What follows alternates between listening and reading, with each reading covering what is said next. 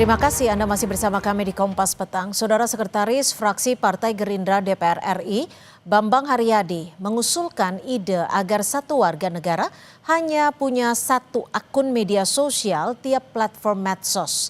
Bambang menyebut ide ini untuk menghindari akun anonim maupun akun palsu. Bambang menyebut informasi yang disampaikan di media sosial harus dapat dipertanggungjawabkan. Ia menyoroti fenomena akun anonim dan buzzer alias pendengung yang belakangan memang marak berseliweran di berbagai media sosial.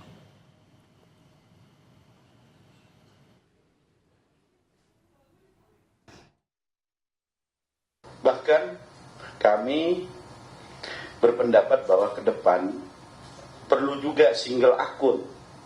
Setiap warga negara hanya boleh memiliki satu akun. Baik itu kami belajar dari Swiss misalnya kan, satu warga negara hanya punya satu nomor telepon. Hanya satu punya akun sosmed. Karena untuk mengetahui bagaimana ke depan orang-orang yang memberikan informasi di sosial media dapat bertanggung jawab. Anggota Komisi 2 DPR RI fraksi PKS Mardani Alisera menilai usulan itu menarik namun harus ditempuh dengan cara yang tepat. Ketua DPP PKS itu juga menjelaskan pembatasan akan membuat pemilik akun mengajarkan bertanggung jawab dan akuntabilitas. Namun dalam prosesnya tidak boleh memaksa dan mengedepankan edukasi. Terkait ide satu orang satu akun menarik karena mengajarkan tanggung jawab dan akuntabilitas. Saya dukung, tetapi prosesnya tidak boleh pemaksaan. Prosesnya bangun edukasi, kasih waktu 3 tahun untuk ditertibkan. Dari situ semua orang punya akun resmi yang bertanggung jawab. Menanggapi usulan satu orang satu akun media sosial untuk setiap platform, Sekjen Partai Demokrat Herman Khairun tidak setuju. Pasalnya media sosial juga digunakan warga untuk melakukan usaha. Usul satu orang hanya memiliki satu akun media sosial ditujukan untuk menekan akun anonim atau akun palsu. Namun Demokrat tidak sepakat, saudara. Khairun bilang pelaksanaan akan sulit dilakukan. Ia menambahkan media sosial adalah medium berkomunikasi. Ketimbang dibatasi, pemerintah seharusnya cukup mengawasi dan mengedukasi.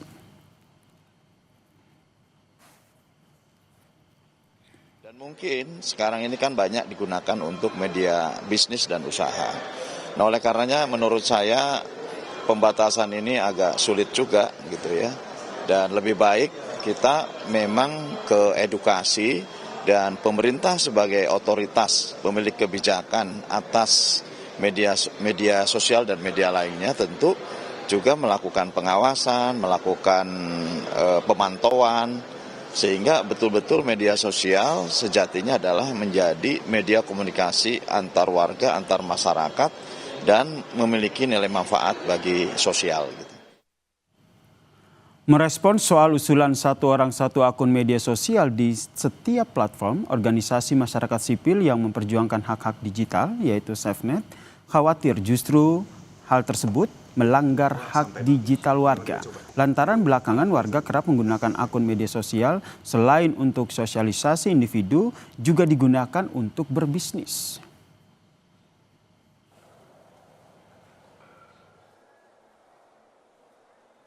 Ini sebetulnya bukan solusi kalau kamu melihat ya, bahkan berisiko melanggar hak digital warga gitu, karena kita tahu banyak sekarang orang menggunakan akun media yang berbeda, media sosial yang berbeda itu untuk urusan kerja, pribadi, bisnis gitu, bahkan untuk melindungi diri dari serangan digital gitu ya. Jadi yang dibutuhkan memang regulasi ataupun implementasi regulasi yang lebih cerdas gitu ya, bukan pembatasan yang bahkan akan lebih banyak merugikan warga ketimbang untuk menindak pelaku kejahatan.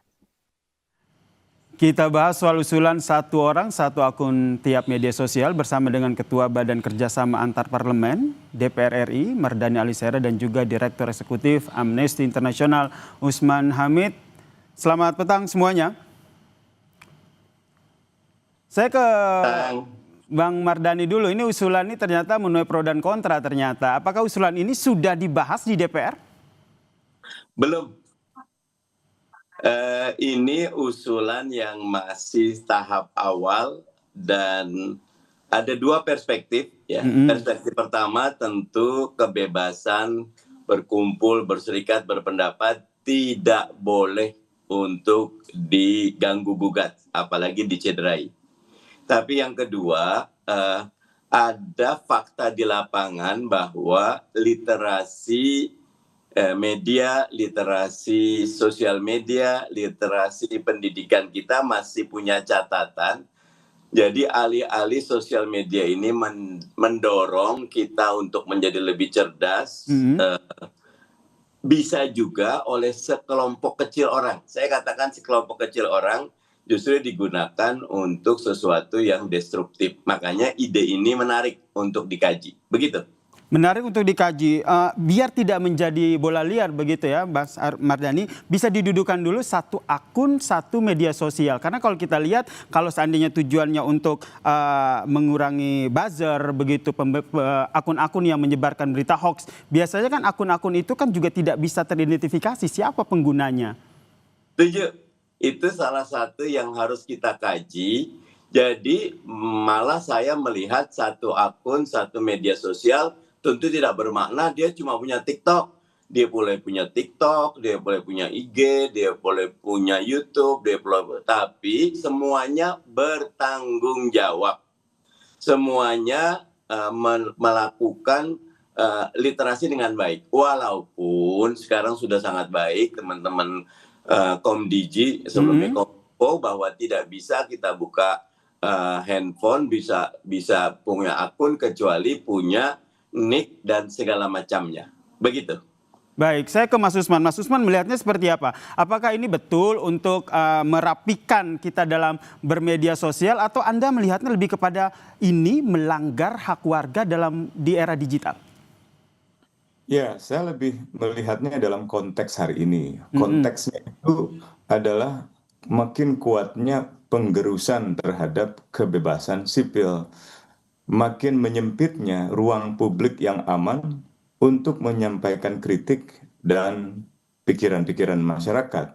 Terutama belakangan ini bukan hanya melalui media sosial, tapi melalui demonstrasi. Dan ada usaha-usaha untuk menyempitkan ruang publik itu, termasuk di dalam dunia maya, dengan berbagai cara. Gitu. Dari mulai kriminalisasi, intimidasi, sampai yang terakhir, pemblokiran atau pelarangan misalnya siaran langsung di TikTok misalnya gitu.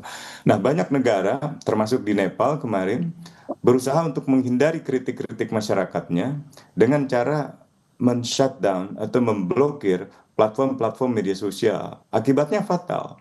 Akibatnya adalah banyak orang bukan hanya kehilangan pekerjaannya dalam arti ruang usahanya ketika berdagang secara online begitu, tapi juga orang jadi ingin tahu dan malah turun ke jalan. Ini sama seperti ketika di Mesir tahun 2010 pemerintahan Mesir menutup atau memblokir media sosial dengan kekhawatiran yang sama dan akibatnya jauh lebih fatal lagi. Di Papua juga pernah terjadi dan pengadilan menyatakan pemerintah tidak boleh sewenang-wenang membatasi kebebasan orang untuk menggunakan internet. Nah, menggunakan akun media sosial, menggunakan beberapa akun, itu juga bagian dari cara masyarakat untuk tujuan-tujuan yang berbeda. Ada yang memiliki 2 akun, yang satu untuk pribadi, satu lagi untuk organisasi. Ada yang punya 3 akun ditambah dengan akun untuk berdagang. Nah, masalahnya mungkin dalam konteks kebebasan berekspresi, dalam konteks kebebasan di internet, bukan ada berapa akun yang dimilikinya. Mas Usman? Baik, kita perbaiki lagi sambungan komunikasi kita. Saya ke Bang Mardhani. Ya, Bang Mardhani, ini kan kalau kita lihat ini kan yang pertama kali menyampaikan usulan ini kan dari Gerindra, kemudian ternyata PKS juga senada begitu. Apakah memang sudah diobrolin nih antara Gerindra dan juga PKS terkait dengan rencana satu orang hanya boleh satu akun per medsos ini? Tidak, saya malah belum jumpa sama Mas Bambang dan saya cuma berpikir satu hal bahwa media sosial ini harus jadi sarana bagi literasi publik untuk menjadi lebih baik lagi. Dan saya setuju sama Mas Usman Hamid, tidak boleh ada pengekangan terhadap pikiran, usulan, aspirasi dari masyarakat. Dan karena ini masih di awal, saya setuju ini dikaji bersama, begitu. Oke, dikaji bersama berarti belum diketok palu ya untuk satu akun, untuk satu orang begitu ya? Bahkan yang tadi Mas Usman Hamid bilang bahwa ada yang akunnya untuk pribadi, ada yang buat jualan, ya buat saya boleh saja, malah bagus gitu. Bahkan sebagian udah mulai punya akun avatar, Mas Usman Hamid, karena ketika dalam beberapa hal tidak nyaman dengan pribadi, tapi dia mau bertanggung jawab, tapi perlu ada two-step verification, dia pakai akun avatar. Buat saya, selama akun itu sesuai dengan etika dan logika publik, serta memiliki literasi yang baik, termasuk kritik yang kuat. Pak Prabowo di sidang umum DPR, MPR kemarin kritik pemerintah. Dan saya setuju kalau kejadian beberapa aktivis ditangkap, perlu betul-betul hati-hati disikapi. Karena beberapa punya kritik yang baik, begitu. Berarti sepakat ya, selama akun itu dipergunakan dan dipertanggungjawabkan tidak perlu begitu ya sampai diblokir ataupun dihapus begitu. Saya ke Mas Usman. Mas Usman, melihat adanya usulan tersebut, apakah ini dilatar belakangi oleh memang saat ini tim siber ataupun mereka-mereka yang bergerak di bidang ini tidak mampu, tidak sanggup untuk memberantas anonim-anonim buzzer-buzzer yang memang bisa menimbulkan provokasi di media sosial? Saya kira mereka sanggup.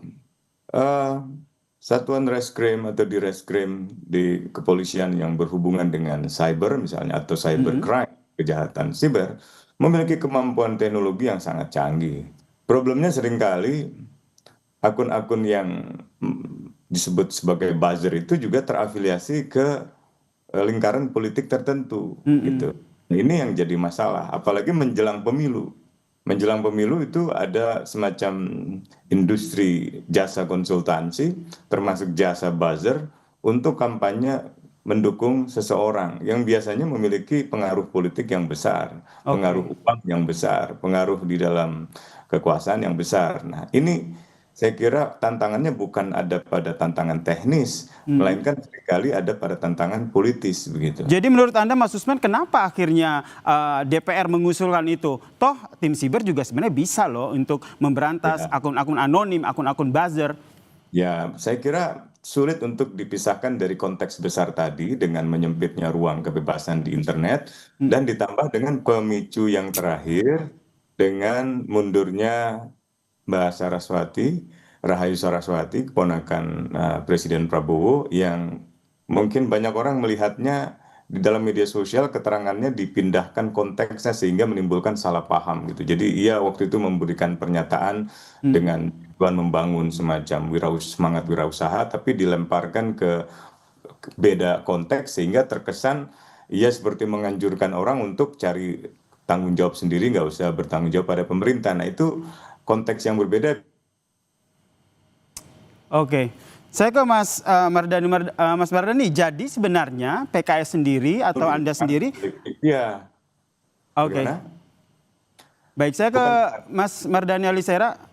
Mas Mardhani, jadi menurut Anda ini lebih condong kemana nih nanti pembahasan di DPR sendiri? Diperbaiki dulu, ini memang sudah ada. Jadi kita lakukan pengawasan aja dulu. Fokus untuk menghapus akun-akun buzzer yang menimbulkan provokasi di media sosial, atau langsung mengetok palu soal usulan satu orang, satu akun ini?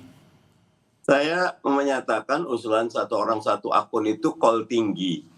Dan usul saya 3 tahun ini kita punya komitmen bersama membersihkan ruang publik termasuk sosial media dari orang-orang yang tidak bertanggung jawab. Termasuk yang tadi Mas Usman Hamid katakan, secara umum saya sih yakin 80-90% pengguna sosmed itu baik semua. Tetapi memang ada lubang yang itu oleh kekuatan tertentu digunakan untuk merusak.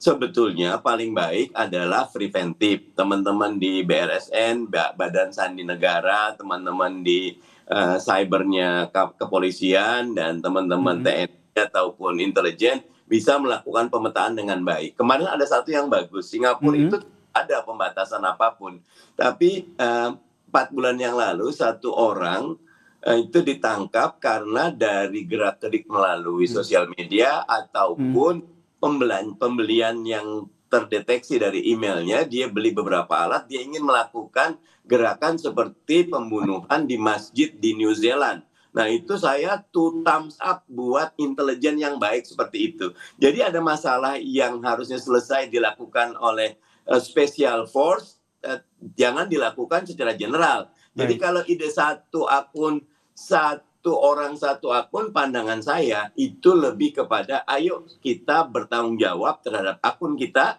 Kalau sekarang ini katakan dahulu dan kedepankan preventifnya dan jangan ada pengekangan terhadap kebebasan berpendapat. Oke, jangan ada pengekangan kebebasan berpendapat ya, terutama di media sosial. Hal senada yang juga tadi disampaikan oleh Mas Usman, jangan sampai ruang publik di media sosial ini semakin dipersempit. Anda membacanya seperti apa? Atau apa rekomendasi yang Anda sampaikan ke DPR yang hingga saat ini juga aturan ini juga masih digodok, Mas Usman?